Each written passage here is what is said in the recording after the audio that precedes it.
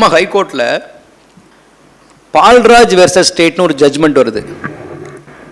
அந்த ஜட்ஜ்மெண்ட்டில் பார்த்தீங்கன்னா POCSO court வந்து ஒரு தண்டனை கொடுக்குறாங்க அக்யூஸ்டுக்கு.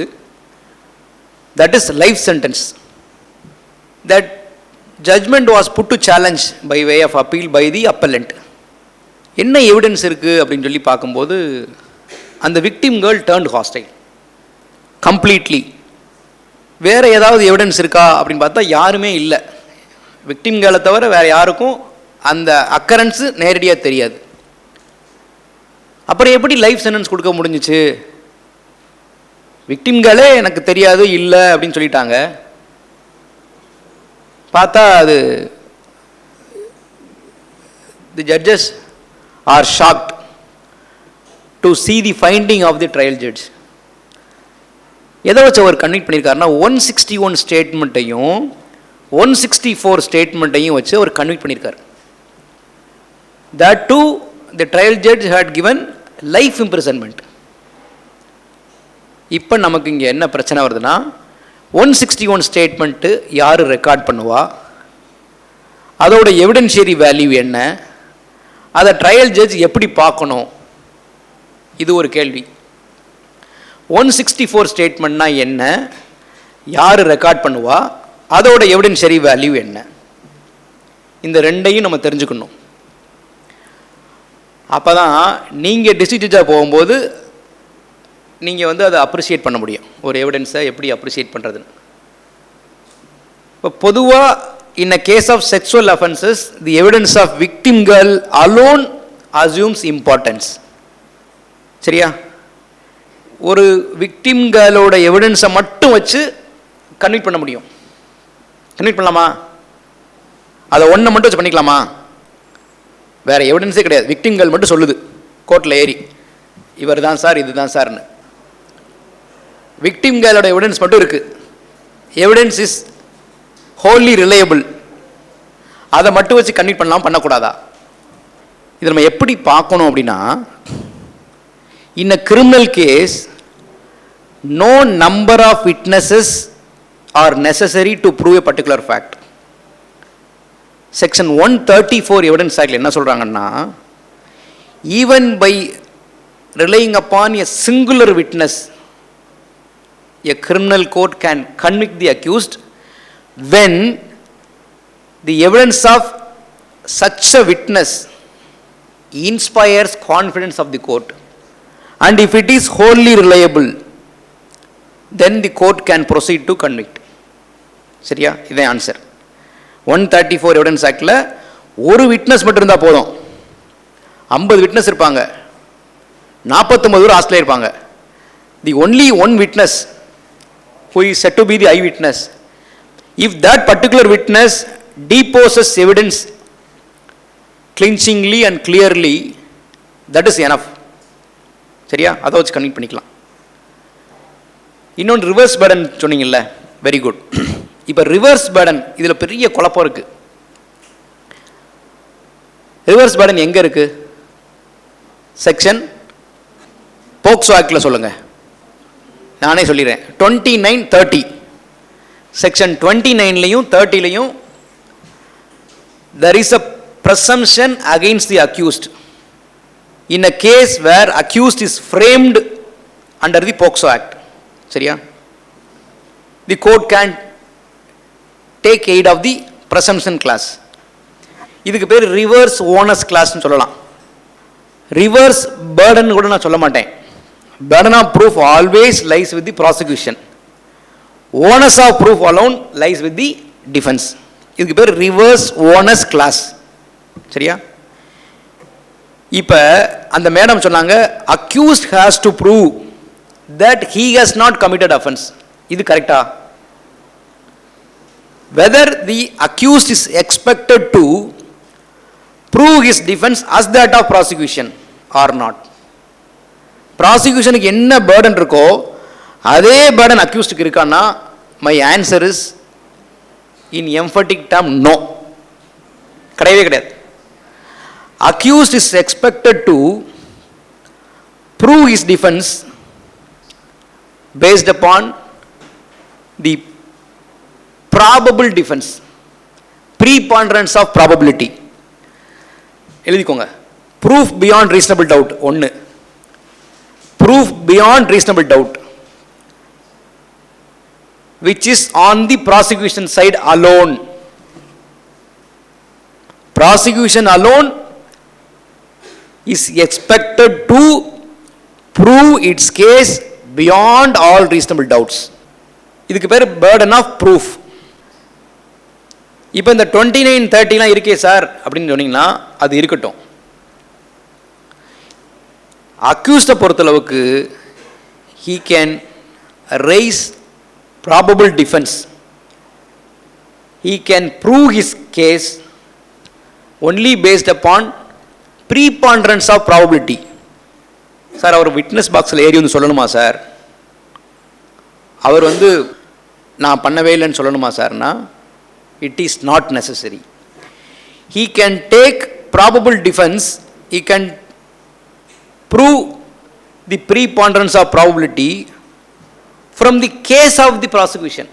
prosecution witness இருக்காங்கல்ல, அவங்களை examine பண்ணுறதுலேருந்தே he can infer his defense case. It is not necessary that accused has to prove his case beyond reasonable doubt. It is not. இதை நீங்கள் முதல்ல தெரிஞ்சுக்கணும். ரிவர்ஸ் ஓனஸ் கிளாஸ் எப்போ ஆப்ரேட் ஆகும் அப்படின்னா, when the foundational facts of the prosecution case is proved, then only the reverse burden will kick in. எழுதிக்கோங்க. when the prosecution proves its case or its foundational facts, then alone the presumption class, in other words reverse onus class, will come into the aid. இப்போ corroboration அப்படின்றோம், contradiction அப்படின்றோம். Evidence appreciate பண்ணும்போது corroboration வேணும் அப்படின்றது எங்கேயாவது சட்டத்தில் இருக்கா? 134 evidence ஆக்டில் ஒரு விட்னஸ் மட்டும் போதும், இஃப் இட் இன்ஸ்பயர் கான்ஃபிடன்ஸ் சொல்லிட்டோம். corroboration ஒன்று வந்து it is not rule of law, ஒரு செக்ஷன் கிடையாது. அது corroboration இஸ் நாட் மேண்டேட்ரி. சரியா? எப்போ corroboration வரும்னா அதுக்கு நம்ம நெக்ஸ்ட் வர்றோம். இப்போ எழுதிக்கோங்க. corroboration is not a rule of law, it is a rule of prudence and it is the rule of evidence.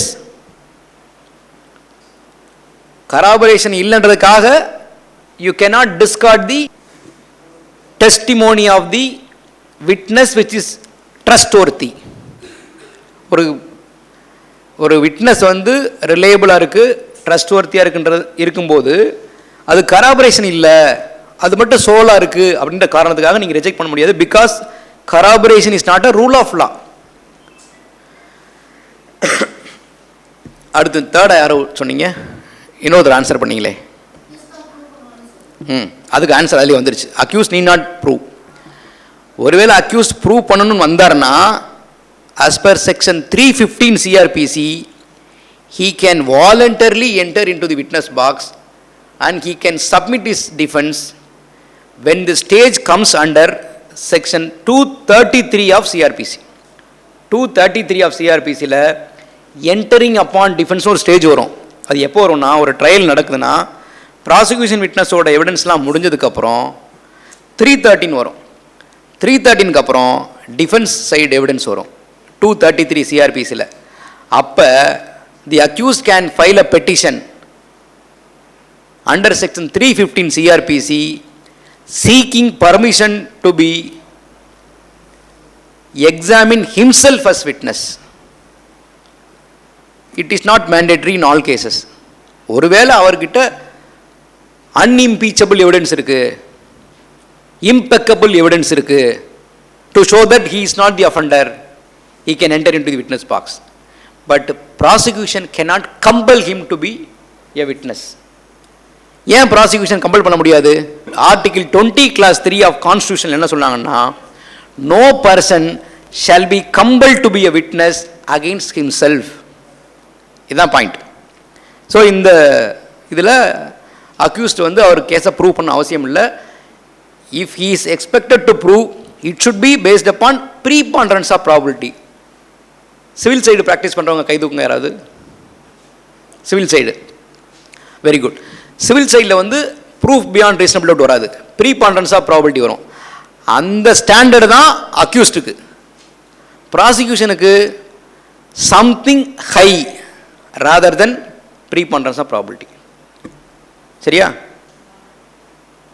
Okay, இப்போ நம்ம இதுக்குள்ள வந்துடலாம். 161, 164. இப்போ இந்த 161 ஸ்டேட்மெண்ட்டை யார் ரெக்கார்ட் பண்ணுவா? போலீஸ்.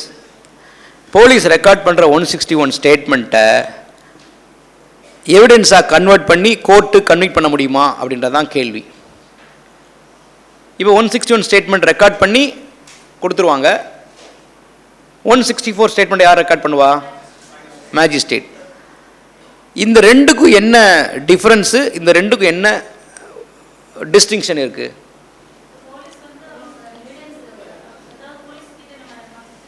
அப்போ மேஜிஸ்ட்ரேட்டை சொன்னதை உண்மை நம்ம எடுத்துக்கணும். It should be treated as gospel truth. This is what you are saying. Truth truth அது. அதாவது 164ல் there are two riders. One is statement of witnesses, the other is confession of the accused. இப்போ confession of the accusedனா you are right. There should be some precautions before recording confession. நீ ஏன் இப்படி சொல்கிற, நீ யோசிச்சுட்டு வா, இன்றைக்கி போயிட்டு நாளைக்கு வா, நீ கொடுத்த கன்ஃபெஷன் உனக்கு எதிராக மாறும், இப்படிலாம் நிறையா சொல்லணும். ஒரு 164ல் there are some riders while recording confession. ஸ்டேட்மெண்ட்டுக்கு இப்படி ஒன்றுமே கிடையாது கிடையாது. அந்த 164 ஸ்டேட்மெண்ட் எப்போ ரெக்கார்ட் பண்ணுவாங்கன்னா touring investigation. 161 statement also it would be recorded during investigation. What much of evidentiary value attached with? இதில் வந்து நம்ம ரொம்ப எல்லாருமே பெரிய குழப்பத்தில் இருக்கோம். நான் வந்து இதில் ஒன்றுமே சொல்கிறதுக்கு இல்லை. கிரிமினல் சைடில் ரொம்ப காலம் லாங் ஸ்டாண்டிங்காக ப்ராக்டிஸ் பண்ண லாயர்ஸ் கூட என்ன நினைக்கிறாங்கன்னா, அவர் சார் சொன்ன மாதிரி 161 statement can be used for corroboration. 161 statement ஏன் அப்படி நினைக்கிறாங்கன்னா தப்பு இல்லை. ஒரு செஷன்ஸ் ஜட்ஜே அதை வச்சு கன்விக்ட் பண்ணியிருக்காருன்னா பாருங்கள். High court shocked and ask the session judge to go for. இப்போ இங்கே வந்துடுவோம். 164 statement which is recorded by magistrate. இதை நம்ம என்ன யூஸ் பண்ணிக்கலாம்னா, கான்ட்ரடிக்ட் பண்ணுறதுக்கும் யூஸ் பண்ணிக்கலாம், கராபரேட் பண்ணுறதுக்கும் யூஸ் பண்ணிக்கலாம். சார் அது மட்டும் ஏன் கான்ட்ரடிக்ட் பண்ணுறதுக்கு மட்டும் சொல்கிறீங்க, இது ஏன் கராபரேஷனுக்கும் சேர்த்து சொல்கிறீங்க? மேஜிஸ்ட்ரேட் ரெக்கார்ட் பண்ணுறது விட்னஸ் தான் நம்ம ரெக்கார்ட் பண்ணுவாங்க. அதுதான் எப்பயுமே 164 குழப்பிக்க கூடாது. 164ல் there are two riders. One is statement of witnesses, the other is confession of accused. நம்ம வந்து we are talking about statement of witnesses. அதுக்கு கஸ்டடியும் கிடையாது, ஒன்றும் கிடையாது. அவர் ரெக்கார்ட் பண்ணுறாரு மேஜிஸ்ட்ரேட்.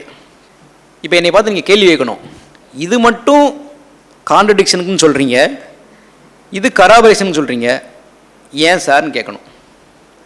இப்போ 162 எடுத்து யாராவது படிங்க. 162ல் ஒரு ப்ரொவிசோ கிளாஸ் இருக்கும். அதுலேயே there is a specific bar or இந்த 162 ப்ரொவிசோ கிளாஸ்லேயே வந்து இந்த 161 எவிடன்ஸை வந்து எப்படி 161 ஸ்டேட்மெண்ட்டை எப்படி யூஸ் பண்ணிக்கலாம்னு ஒரு ரைடர் கிளாஸ் கொடுத்துட்டாங்க.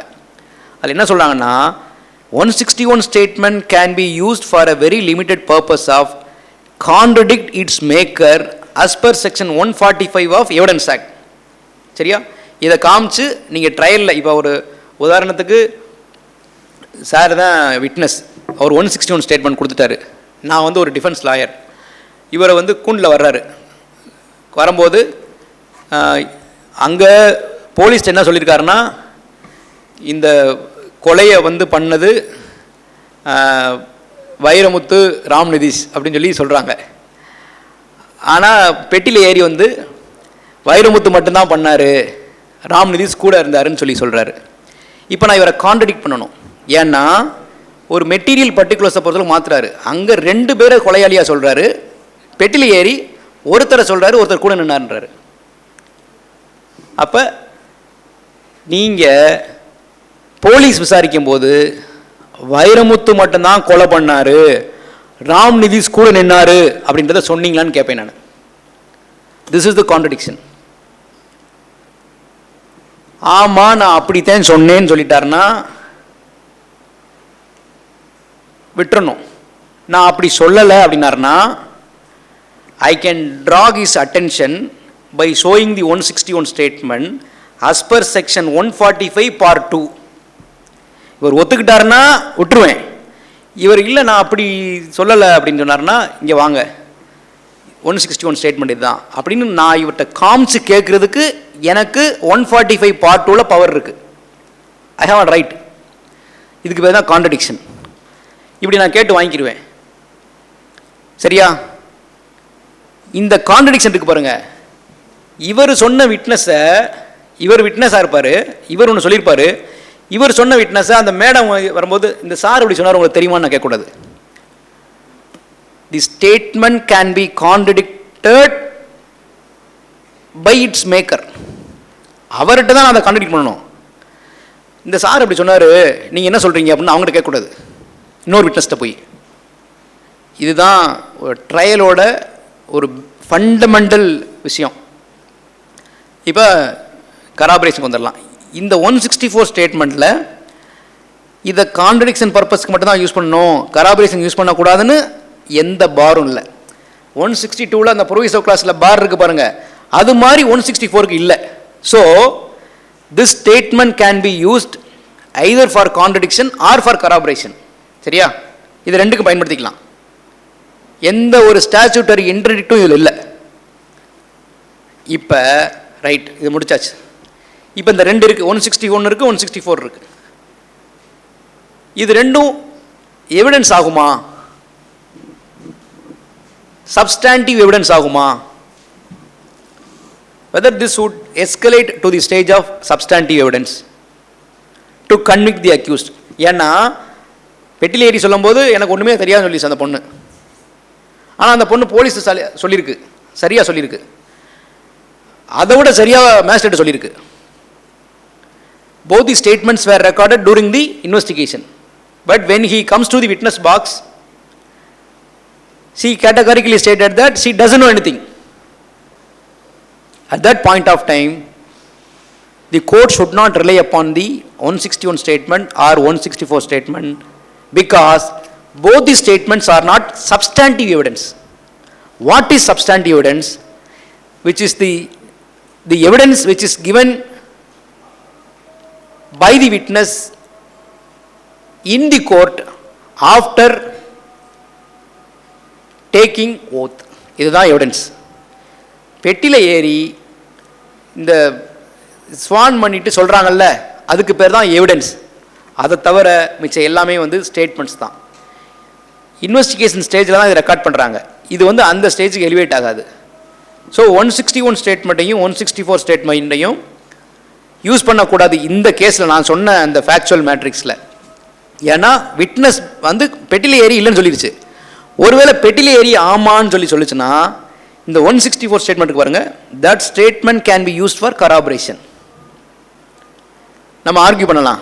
Your honour may kindly see the witness very clearly deposed about the occurrence and categorically stated about the involvement of the accused. This is clearly corroborated with the statement that was recorded by magistrate under section 164. So conviction may be awarded அப்படினு சொல்லலாம். இதுதான் ஒரு இது. Criminal கேஸில் ஒரு விட்னஸை எப்படி appreciate பண்ணணும் அப்படின்னா ஒரே ஒரு ஜட்ஜ்மெண்ட் இருக்குது. நீங்கள் கிரிமினல் ஜட்ஜ்மெண்ட்டு நான் லாஸ்ட்டாக ஒரு கிளாஸில் கூட சொன்னேன். கிரிமினல் கேஸை அப்ரிஷியேட் பண்ணுறதுக்கு அந்த ஜட்ஜ்மெண்ட்டு, அந்த ஜட்ஜ்மெண்ட்டில் சொன்ன கைட்லைன்ஸ் தான் இன்றைக்கி வரைக்கும் இருக்குது. 1957 சொன்ன judgment Vadivelu Thevar versus state of Madras, A R 1957, supreme court, page number 614. இந்த ஜட்ஜ்மெண்ட்டில் என்ன சொல்கிறாங்கன்னா ஒரு விட்னஸை எப்படி அப்ரிஷியேட் பண்ணணும் அப்படின்னு சொல்கிறாங்க. எப்படி அப்ரிஷியேட் பண்ணணும்னா, உதாரணத்துக்கு ஒரே ஒரு விட்னஸ் மட்டும் இருக்குது, நல்லா கவனிச்சுக்கோங்க.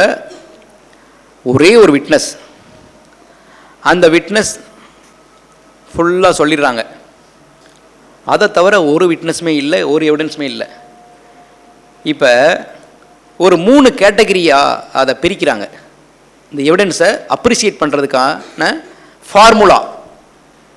1 wholly reliable, எழுதிக்கோங்க, wholly reliable. 2 wholly unreliable. இப்போ wholly reliableனா உங்களுக்கு ஒரு டிஃபிகல்ட்டியும் இல்லை, பார்த்தாலே தெரியுது, நம்புகிற மாதிரி இருக்குது, it inspires confidence, you can proceed to convict the accused based upon the solitary evidence, solitary witness evidence. சரியா, போயிடலாம். இப்போ wholly unreliable, ஐயோ என்ன இவ்வளோ மோசமாக இருக்கும், ஒன்றுமே நம்ப முடியலையே, இது நம்புகிற மாதிரி இல்லை, இதை நம்பவே முடியாதுன்னு நீங்கள் முடிவு கொண்டீங்க as a judge. இப்போயும் there is no difficulty, you can simply discard that evidence and proceed to acquit. போயிடலாம். The third part is very very important. Neither wholly reliable nor wholly unreliable. முழுசா நம்பவும் முடியல, முழுசா நம்பாம இருக்க முடியல. இந்த கேட்டகரி வருது, third category, where the task for the judge starts. அப்படி ஒரு சூழ்நிலை இருக்கும். அப்ப ஜட்ஜ் என்ன செய்யணும், என்ன செய்யணும்னு சுப்ரீம் கோர்ட் என்ன சொல்றாங்கன்னா, he should seek corroboration from the independent evidence of other source. இப்போ வந்து அந்த ஒரே ஒரு விட்னஸை வச்சு தான் அந்த என்டையர் கேஸுமே நிற்கிது. அந்த விட்னஸோட ஸ்டாண்டர்ட் என்னன்னா neither wholly reliable nor wholly unreliable, third கேட்டகரிக்கு வந்துருச்சு. At that point of time corroboration requires. இப்போ 164 ஸ்டேட்மெண்ட் இருக்கு அந்த கேஸில். 164 statement can be used for corroboration. 164 statement வந்து ஒரு விட்னஸ் சொல்கிறாங்க, இவர் என்ன சொல்கிறாரோ அதில் வந்து கராபரேட் ஆகுது, மெட்டீரியல் பர்டிகுலர்ஸ், முக்கியமான விஷயங்கள்லாம் அதில் கராபரேட் ஆகுது. போனேன், வந்தேன், கொன்னேன், இந்த மாதிரி விஷயங்கள்லாம் இதில் பாதியாக சொல்கிறாரு. அவரை நம்பவும் முடியல, நம்பாமல் இருக்க முடியல. when we see corroboration, there is 164 statement. We can take inspiration from 164 statement of the other witness and we can safely convict the accused. In case there is no corroborative evidence is available from the other witness, you have to reject or discard that evidence and acquit the accused. புரிஞ்சுக்கிட்டீங்களா? இந்த கேஸில் அவன் மறக்கவே கூடாது. நீங்கள் criminal side விட்னஸை எப்படி appreciate பண்ணுன்றதுக்கு ஒரே ஒரு ஜட்ஜ்மெண்ட் இது மட்டும்தான். 1957 சொன்னது இன்னைக்கு வரைக்கும் ஃபாலோ பண்ணுறாங்க. இதுதான் ஃபண்டமெண்டலே. இந்த மாதிரி நீங்கள் விட்னஸை வந்து பொருத்தி பார்த்துக்கணும், இது ரிலையபிளாக இருக்கா இல்லையா. ரிலையபிளாக இருந்தால் ஓகே கன்விக்ட் பண்ணிக்கோங்க, அன்ரிலையபிளாக இருந்தால் அக்விட் பண்ணிக்கோங்க. தேர்டு கேட்டகரியில் வந்தால் கராபரேஷன். புரிஞ்சுக்கிட்டீங்களா? இப்போ இந்த பர்டிகுலர் கேஸ், இந்த பால்ராஜ் வெர்சஸ் ஸ்டேட்டில் என்ன செஞ்சுட்டாங்கன்னா, அந்த போக்சோ ஜட்ஜு 161 ஸ்டேட்மெண்ட்டையும் 164 ஸ்டேட்மெண்ட்டையும் நான் ரிலை பண்ணுறேன். அதில் வந்து விக்டிம்கள் கேட்டகாரிக்கலி stated as to what was happening to her. Therefore, this court is of the view that the accused is liable to be punished to the maximum punishment of life imprisonment. Hence, life imprisonment is awarded, fine amount to be paid. That judgment was set aside by the Madras High Court, that to division bench. இந்த Palraj case பார்த்தீங்கன்னா அதில் எதில் report ஆகிருக்குன்னு பார்த்தீங்கன்னா 2025 2 லா weekly criminal page 469. லாஸ்ட்டாக ஒரே ஒரு கேஸ்லாம் மட்டும் சொல்லிவிட்டு என் கிளாஸை முடிச்சுக்கிறேன். டொமஸ்டிக் வயலன்ஸ் ஆக்ட் இன்னொரு நாளைக்கு பார்க்கலாம், because time did not permit. இந்த லாஸ்ட்டாக சொல்கிற கேஸு ரொம்ப முக்கியமான case. 33 clause 5 of the POCSO act. 33 clause 5 என்ன சொல்கிறாங்கன்னா, இந்த 33 கிளாஸ் 5ல் the child witness should not be repeatedly called to the court அப்படின்னு சொல்கிறாங்க. நம்ம வந்து பார்த்தீங்கன்னா இந்த கிரிமினல் சைடில் ப்ராக்டிஸ் பண்ணுறவங்களுக்கு என்னென்னா ஒரு கிரானிக்காக என்ன செய்வாங்க, 3 loan பெட்டிஷன். விட்னஸா ஏறி சாட்சி சொல்லிக்கோங்க, 3 லோன் போட சொல்லியிருக்காங்க சீனியர், 3 லோன் போட்டேன் அப்படின்னு வந்துடுவோம். 3 லோன் போட்டோன்னே 3 லோனை வந்து 5000 ரூபாய் கட்டணும்ப்பா அலோவ் பண்ணிடுவேன் அப்படின்னு சொல்லிடுவாங்க. நம்ம வாங்கிட்டு போயிட்டே இருப்போம். இந்த ப்ராக்டிஸ் இருக்குது பாருங்கள், இதை வந்து கர்டைல் பண்ணுற மாதிரி இந்த 33 class 5 போக்சோ ஆக்டில் a child should not be repeatedly called to the courtன்றாங்க. There is a bar to call the victim girl repeatedly. இந்த பார் இருக்குல்ல 33(5) whether it is an absolute bar. இப்போ ஒருவேளை அந்த விட்னஸ் விக்டிம் கேர்ளாக இருக்காங்க, அவங்கள சீஃப் எடுத்தாச்சு, அன்னைக்கு ஏதோ ஒரு காரணத்தால் நம்ம கிராஸ் பண்ண முடியல, ஸோ நம்ம 311 போட்டுறோம், கோர்ட்டும் பர்மிட் பண்ணிடுது. சப்சிக்வெண்ட்டாக அந்த விட்னஸ் வராமல் இருக்காங்க, நம்ம கிராஸ் பண்ண முடியலை, மறுபடியும் நீங்கள் 311 போடுங்கன்றாங்க. இந்த மாதிரி ஏதோ ஒரு போயிடுது. இந்த 311 வந்து யூஸ்வலாக நம்ம அப்படி அலோவ் பண்ணிக்கிட்டே இருக்காங்க கிரிமினல் கோர்ட்ஸ்லாம். அது மாதிரி இல்லாமல் இந்த போக்சோ கேஸில் என்றைக்கு வந்து விட்னஸ் பாக்ஸில் ஏறி அவங்க சொல்கிறாங்களோ அன்றைக்கே கிராஸ் பண்ணணும் அப்படின்றது வந்து நமக்கு ஒரு ஜட்ஜ்மெண்ட்டில் ஆர்ஓசியாகவே வந்துச்சு. சுப்ரீம் கோர்ட் வந்து ஒரு ஜட்ஜ்மெண்ட் கொடுத்தாங்க. அந்த ஜட்ஜ்மெண்ட் பிரகாரம் ஒரு மெட்ராஸ் ஹைகோர்ட்டில் ஒரு ஆர்ஓசி போட்டாங்க. ஆர்ஓசி போட்டு the day on which the witness is subjected to chief examination, on the same day cross should be done without any further delay. அந்த ஜட்ஜ்மெண்ட் பேர் யாருக்கா ஞாபகம் இருக்கா? 311. சார் இந்த ஜட்ஜ்மெண்ட்டை நான் சைட் பண்ணி டிஸ்மிஸ் பண்ணிடுவேன் சார்னு சொல்லுவாங்க. இப்படி ஒரு ஜட்ஜ்மெண்ட் இருக்குது. நீங்கள் எல்லாம் முழிக்கவும் எனக்கும் மறந்து போச்சு. ஆக்சுவலாக அந்த ஜட்ஜ்மெண்ட் சைட் பண்ணி டிஸ்மிஸ் பண்ணுவாங்க எல்லா கேஸ்லையும். அந்த 311க்கு Vinod Kumar state of Vinod Kumar versus state of Punjab அந்த ஜட்ஜ்மெண்ட்டு இப்போயாவது எழுதி வச்சுக்கோங்க எல்லாரும். Vinod Kumar versus state of Punjab. So அந்த ஜட்ஜ்மெண்ட்டில் சொன்ன கைட்லைன் இருக்குது பாருங்கள், அதை அந்த கான்செப்டை இந்த 33(5) வந்து இன்சர்ட் பண்ணியிருக்கதா நான் இதை அண்டர்ஸ்டாண்ட் பண்ணிக்கிறேன். இப்போ இது there is a bar to call the victim girl to the court repeatedly.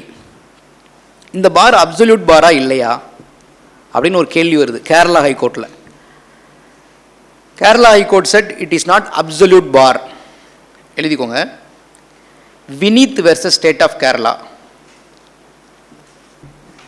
The bar imposed in section 33 class 5 is not absolute, and that the child witness can be recalled for the just decision of the case அப்படின்றாங்க. இந்த issue நம்ம ஹைகோர்ட்டில் வருது.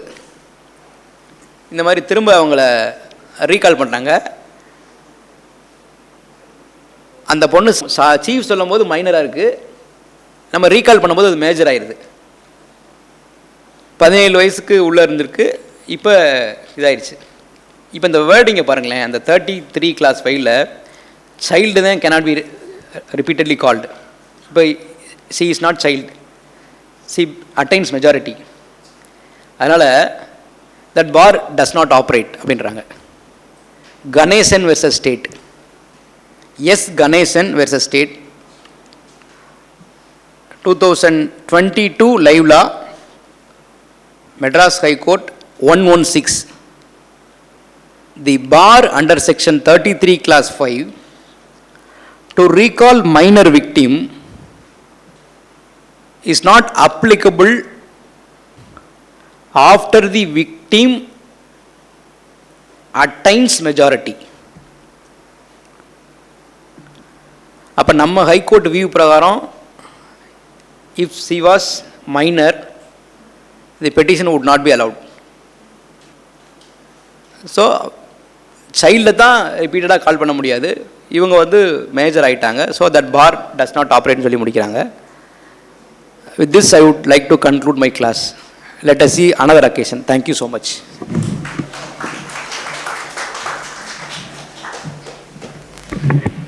வேறு ஏதாவது doubt இருந்துச்சுன்னா கேட்டுக்கோங்க. அதுக்கு முன்னாடி ஒன்று சொல்லிடுறேன். அவர் சொன்ன விஷயங்கள் ப்ரெசன்ட் பண்ணது, கிளாரிட்டி, அந்த சப்ஜெக்ட் நாலேஜு, ப்ரொவிஷன்ஸ், ரூலிங் கிளியராக ஒரு ஜுடிஷியல் ஆஃபீஸர் மேலே போய் உட்காந்துட்டு இதை ஃபாலோ பண்ணாலே போதும், ஜட்ஜ்மெண்ட்டு செஷன்ஸ் கேஸில் எப்படி ஜட்ஜ்மெண்ட் கொடுக்கலாம் அப்படின்ற லெவலுக்கு கிளாரிட்டியாக சொல்லியிருக்காரு. ஏதாவது உங்களுக்கு டவுட்ஸ் இது இருந்துச்சுன்னா தாராளமாக ரைஸ் பண்ணி, பொதுவாக எப்படியுமே எப்போ என்ன பண்ணுவோம், நம்ம பாரில் கிளாஸ் எடுத்து முடிச்சு கடைசி ஒரு 5 நிமிஷம் 10 நிமிஷம் உங்களோட இதுக்கு வந்துடுவோம். நீங்களும் இந்த பாரை பொறுத்த மட்டும் இந்த கிளாஸ் எடுக்கிறவங்களும் நீங்கள் வந்து அட்டன் பண்ணுற கேண்டிடேட்ஸும் தான் மாஸ்டர். நீங்கள் டிசைட் பண்ணி உங்களுக்கு இந்த இது வந்து கிளாரிட்டி இவர்கிட்ட வாங்கணும் தெரிஞ்சுக்கணும் அப்படின்னா நீங்கள் கேட்டு கிளாரிஃபை பண்ணிக்கலாம் ஏதாவது டவுட்ஸ் இருந்துச்சுன்னா.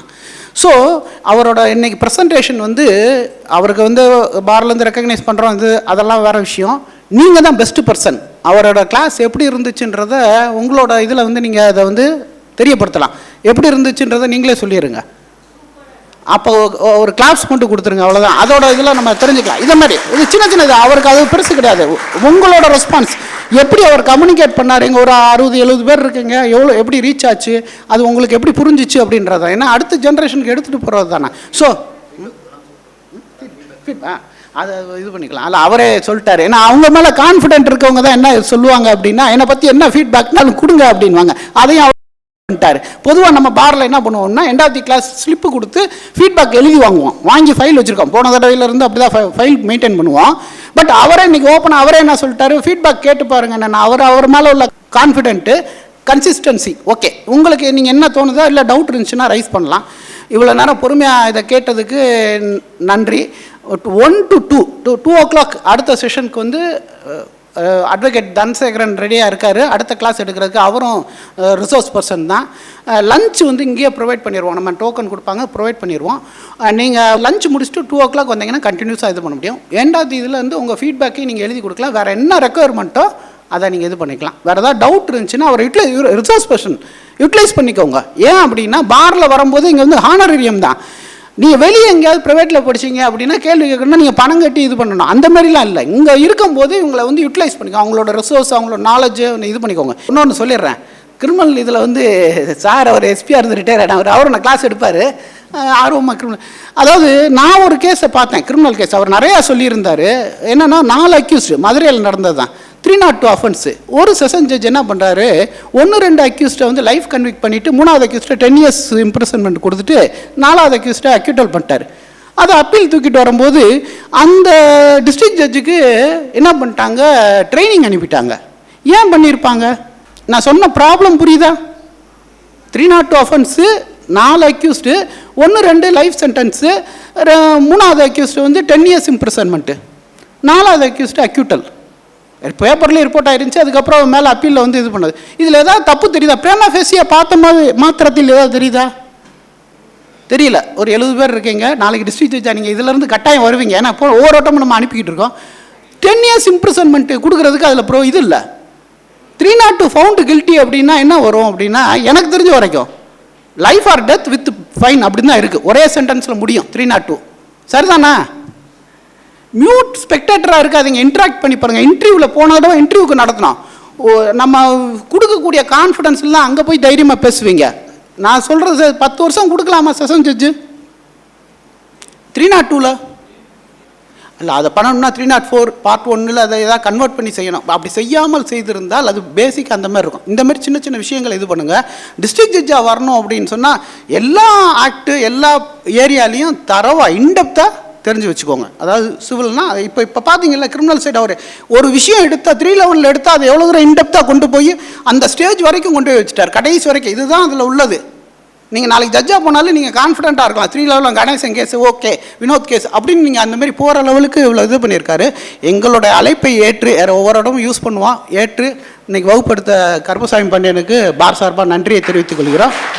அதான் இருந்தால் கேளுங்க. தேங்க்யூ. 482 சிஆர்பிசியில் ஹைகோர்ட்டுக்கு வர்றாங்க. 482ல் வந்து ஹைகோர்ட்டுக்கு இன்ஹரண்ட் பவர் இருக்குது. இந்த இன்ஹரண்ட் பவரை 2 பார்ட்டாக பிரிக்கலாம். சரியா? 2 பார்ட்டாக பிரிக்கலாம். நானே அதில் உங்களுக்கு பிரித்து சொல்லி கொடுத்துறேன். To give effect to the order of the court ஒன்று, இன்னொன்று to prevent the abuse of process of court and to secure the ends of justice. சரியா? இந்த ரெண்டு வகையான பவரை ஹைகோர்ட் யூஸ் பண்ணலாம். High court is a constitutional court. ஹைகோர்ட் alone has inherent power under section 482 rather than the other district judiciary courts. Supreme கோர்ட்டுக்கு inherent power இருக்கு. எந்த செக்ஷனில்? Article 142 of the constitution.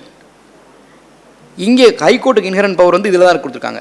இப்போ நான் சொன்ன அந்த பர்டிகுலர் கேஸில் இன்வெஸ்டிகேஷன் ஓவர், சரியா? இன்வெஸ்டிகேஷன் ஸ்டேஜில் தான் 53A யூஸ் பண்ணணும்னு section is clearly worded. So that the accused straight away approach the high court by stating that if the prosecution is allowed to continue as it is without subjecting me into the DNA test, that process will become abuse of process of court. To secure the ends of justice, I must be given opportunity to be tested. அப்படின்னு அவர் வர்றாரு.